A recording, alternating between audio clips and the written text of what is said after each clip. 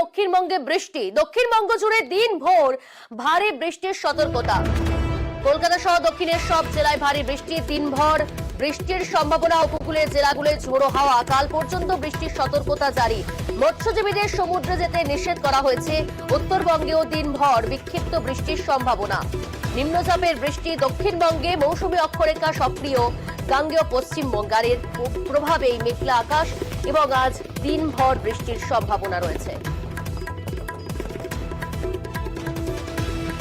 বিশ্বজিৎ রয়েছে আমাদের সঙ্গে।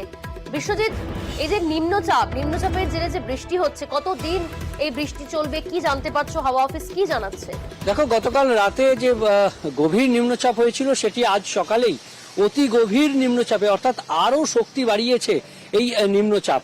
এবং এই নিম্নচাপ বাংলাদেশের যে বঙ্গোপসাগর উপকূল থেকে স্থলভাগে পুটিয়াখালীর কাছ দিয়ে স্থলভাগে ঢুকেছে এবং তারপর একেবারে গাঙ্গেয় পশ্চিমবঙ্গ অভিমুখে অর্থাৎ পশ্চিম ও উত্তর পশ্চিম দিকে এগোচ্ছে।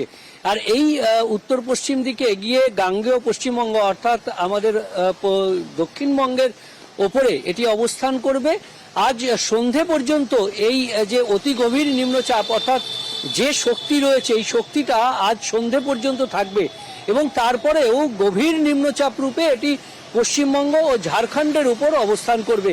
কাজেই আজ দিনভর এরকম একটানা বৃষ্টি, কখনো ভারী বৃষ্টি, কখনো বা অতি ভারী বৃষ্টি। বেশ কিছু জেলাতে কোথাও কোথাও প্রবল বৃষ্টির আশঙ্কা রয়েছে। বাঁকুড়া এবং পশ্চিম মেদিনীপুর এই দুই জেলায় যেমন প্রবল বৃষ্টির আশঙ্কা রয়েছে, তেমনি বেশ কিছু জেলাতে অতি ভারী বৃষ্টি বিক্ষিপ্তভাবে আর ভারী বৃষ্টি কলকাতা সহ দক্ষিণবঙ্গের প্রায় সব জেলাতেই ভারী বৃষ্টির সম্ভাবনা থাকছে আগামী 24 ঘন্টা অর্থাৎ আজ দিনভর বিক্ষিপ্তভাবে হবে। বজ্রবিদ্যুৎ সহ বৃষ্টি উত্তরবঙ্গের বিভিন্ন জেলাতে থাকবে অর্থাৎ দার্জিলিং থেকে মালদা পর্যন্ত বজ্রবিদ্যুৎ সহ বৃষ্টির সম্ভাবনা থাকবে। তবে হালকা মাঝারি বৃষ্টি, ভারী থেকে অতি ভারী প্রবল বৃষ্টি দক্ষিণবঙ্গে আজ যেমন থাকবে, আগামীকালও ভারী বৃষ্টির সম্ভাবনা বিক্ষিপ্তভাবে বেশ কিছু জেলাতে থাকবে দক্ষিণবঙ্গের ক্ষেত্রে। আর এই আবহাওয়ার জন্য কলকাতা, 24 পরগনা, ঝাড়গ্রাম, পূর্ব ও পশ্চিম মেদিনীপুর এই জেলাগুলিতে এবং হাওড়া, হুগলি এখানে দমকা ঝোড়ো বাতাস বইবে, কখনো 30 থেকে 40 কিলোমিটার, কখনো সর্বোচ্চ 55 কিলোমিটার গতিবেগে। আর এই যে ঝোড়ো বাতাস সমুদ্রে আরো উত্তাল করবে, সমুদ্রে 65 কিলোমিটার গতিবেগে দমকা ঝোড়ো বাতাসের সম্ভাবনা থাকছে। আর তার ফলে সমুদ্রে মৎস্যজীবীদের যেতে নিষেধ করা হয়েছে। রবিবার পর্যন্ত এই নিষেধাজ্ঞা